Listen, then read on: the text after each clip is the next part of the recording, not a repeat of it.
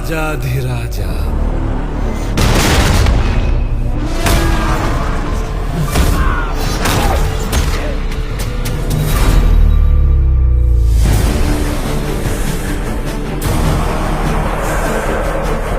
ದೇವಲೋಕ, ಭೂಲೋಕ, ಪಾತಾಳಲೋಕ,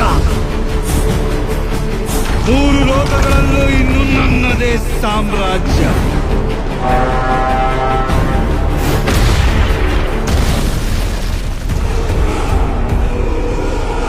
ರಾವಣ ರಾಜ್ಯ.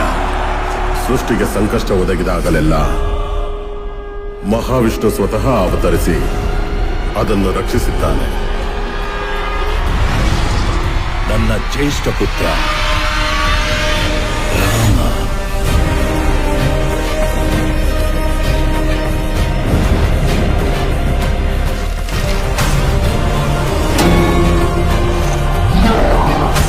ಲೋಕ ಕಲ್ಯಾಣಕ್ಕಾಗಿ ನನ್ನ ಅಂತ್ಯವೇ ಆದರೂ ಅದಕ್ಕೆ ನಾನು ಸಿದ್ಧ.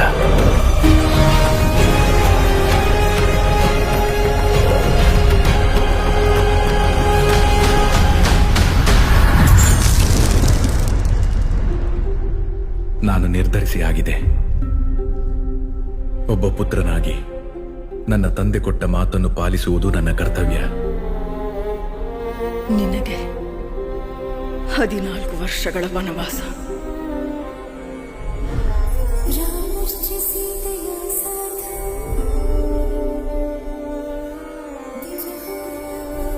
ವಿವಾಹದ ವೇಳೆಯಲ್ಲಿ ನೀವು ನನಗೆ ಕೊಟ್ಟ ಮಾತು ಮರೆತು ಬಿಟ್ಟಿರಾ? ನಮ್ಮಿಬ್ಬರ ವಿಧಿಯೂ ಒಂದೇ. ಆ ವಿಧಿ ಲಿಖಿತ ಏನೇ ಆಗಿರಲಿ ನನಗೆ ಸಮ್ಮತವೇ.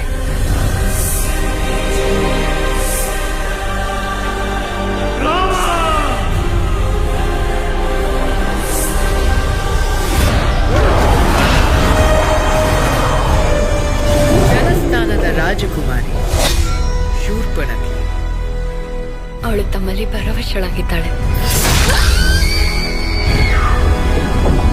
ನಿನ್ನ ಸೇಡು ತೀರಿಸಿಕೊಳ್ಳುವುದು ನಿಶ್ಚಿತ ಶೂರ್ಪಣಖಿ.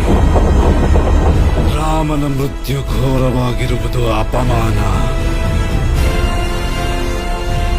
ಘನಘೋರವಾಗಿರುವುದು. ರಾವಣ 3 ಲೋಕದ ಅಧಿಪತಿಯಾದರೆ ಆ 3 ಲೋಕಗಳ ಸಾಕ್ಷಿಯಾಗಿ ಅವನನ್ನು ವಧಿಸುತ್ತೇನೆ.